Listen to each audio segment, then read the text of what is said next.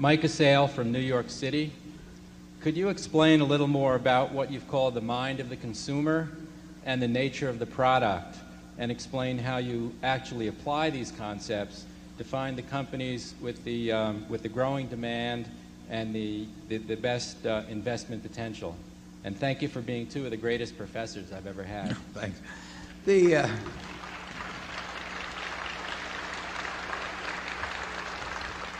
You know, what you really, when you get into consumer products, you're really interested in finding out or thinking about what is in the mind of how many people throughout the world about a product now and what it's likely to be in their mind 5 or 10 or 20 years from now. Now, virtually every person in the globe, maybe, well, let's get it down to 75% of the people in the globe, have some notion in their mind about Coca-Cola. You know, they have, the word Coca-Cola means something to them. You know, RC Cola doesn't mean anything to virtually anyone in the world. But, you know, does with the guy who owns RC, you know, but, and the bottler, but everybody has something in their mind about Coca-Cola. And overwhelmingly, it's favorable. It's associated with pleasant experiences. Now, part of that is by design. I mean, it is where you are happy. It is at Disneyland, at Disney World, and it's at ballparks, and it's every place that you're likely to have a smile on your face, including the Berkshire Hathaway meeting, I might add. And that position in the mind is pretty firmly established. And it's established in close to 200 countries around the world with people. A year from now, it will be established in more minds, and it will have a slightly different overall position. And 10 years from now, the position can move just a little bit more. It's share of mind. It's not share of market. It's share of mind that counts. Disney, same way. Disney means something to billions of people. And if you're a parent with a couple of young children and you got 50 videos in front of you that you can buy, you're not going to sit down and preview an hour and a half of each video before deciding what one to stick in front of your kids. You know, you have got something in your mind about Disney, and you don't have it about the ABC video company, or you don't even have it about you don't have it about 20th Century, you know, or you don't have it about Paramount. So that name, to billions of people, including lots of people outside this country, it has a meaning. And that meaning overwhelmingly is favorable. It's reinforced by the other activities of the company.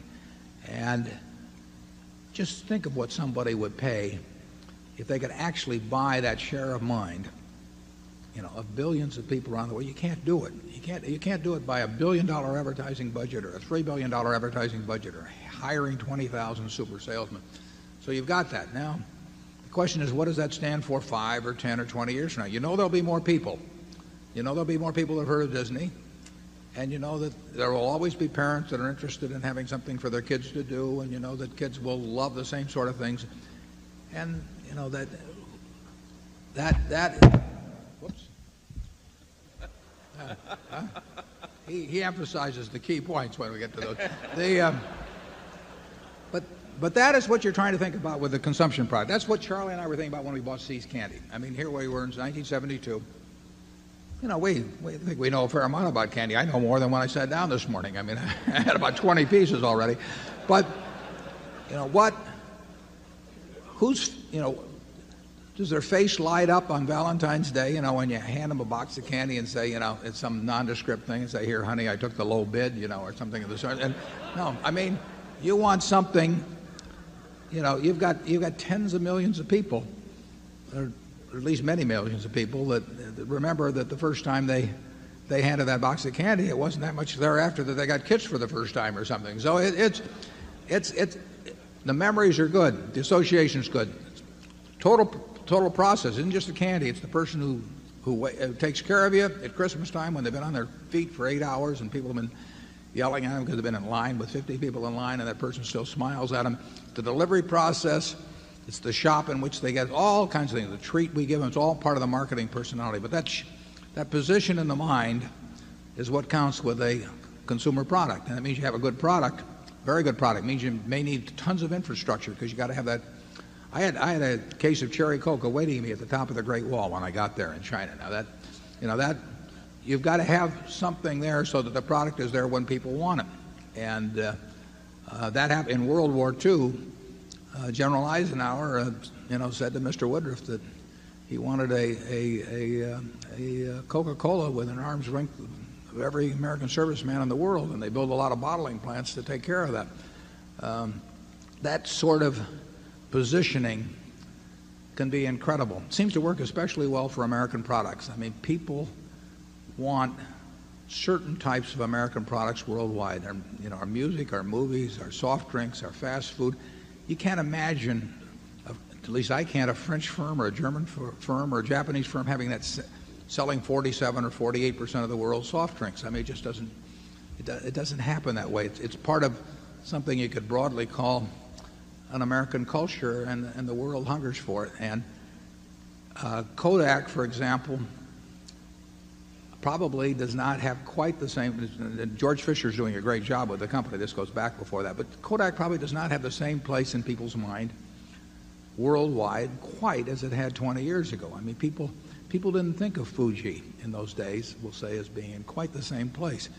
And then Fuji took the Olympics, as I remember, in Los Angeles, and they pushed their way to more of a parity with the Kodak. And you don't want to ever let them do that. And that's why you can see a Coca-Cola or a Disney or companies like that doing things that you think, well, this doesn't make a hell of a lot of sense. If they didn't spend this $10 million, wouldn't they still sell as much Coca-Cola? But,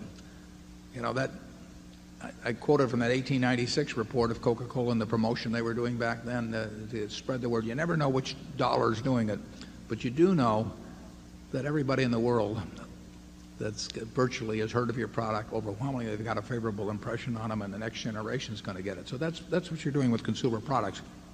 With See's Candy, we are no better. We want to no better than the last person who's been served their candy with the last product they've been served.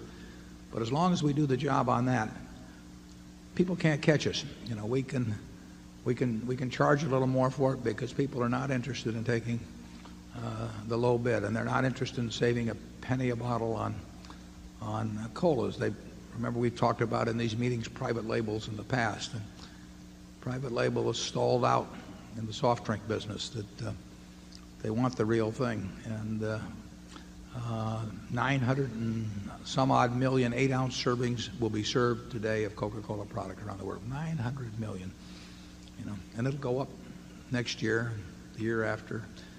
And I don't know how you displace companies like that. I mean, if you gave me $100 billion, and I encourage any of you who are thinking about that to step forward, but if you gave, and you told me to displace the Coca-Cola company as the leader in the world in soft drinks, I wouldn't have the faintest idea how to do it.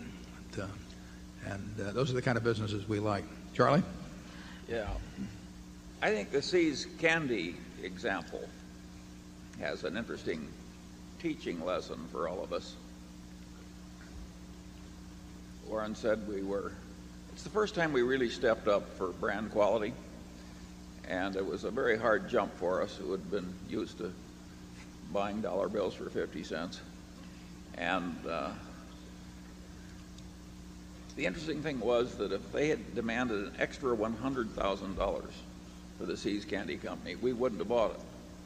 And that was after Warren had been trained under the greatest professor of his era and had worked 90 hours a week. And eating a lot of chocolates, too. Absorbing everything in the world. I mean, we just didn't have minds well enough trained to make an easy decision right.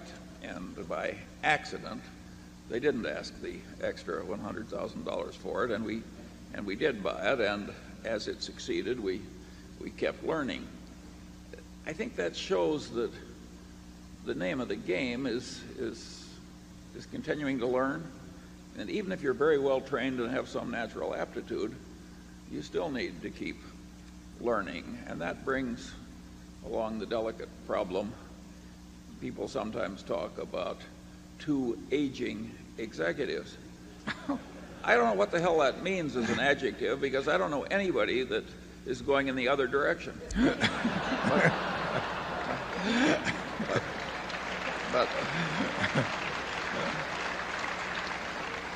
But you people who hold shares are betting for a while at least until younger successors come along, you're betting to some extent on what we'll now tactfully continue to call aging executives continuing to learn. You know, if we hadn't have bought C's with some subsequent developments after that, because that made us aware of other things, we wouldn't have bought Coca-Cola in 1988. I mean, you can give C's a significant part of the credit for the, I guess, $11 billion plus profit we've got in Coca-Cola at the present time. Now you say, well, how could you be so dumb as not to be able to recognize a Coca-Cola? Well, I don't know, but you're only drinking about 20 cans. Yeah, a day, right. It wasn't I hadn't been exposed to it, it's amazing. But it just made us start thinking more. We saw how decisions we made in relation to C's played out in a marketplace and that sort of thing, and we saw what worked and didn't work, and it made us appreciate a lot what did work and shy away from things that didn't work. But it definitely led to a Coca-Cola, and we've had the good luck to buy some businesses themselves in their entirety that taught us a lot. You know, we bought, and this worked in the other direction. I mean, we were in the windmill business one time. I was, Charlie stayed out of the windmill business, but I was in the windmill business and pumps and third level department or second level department stores, and I just found out how tough it was and how you could apply all kinds of energy to them, and it didn't do any good. It made a great deal of sense to figure out what pond to jump in, and what pond you jumped in was probably more important than how well you could swim. Charlie? I don't think it's necessary that people be as ignorant as we were, as long as we were. I think American education could be better, but not in the hands of many of the people who are now teaching it. Is there any group we've forgotten to offend? I mean,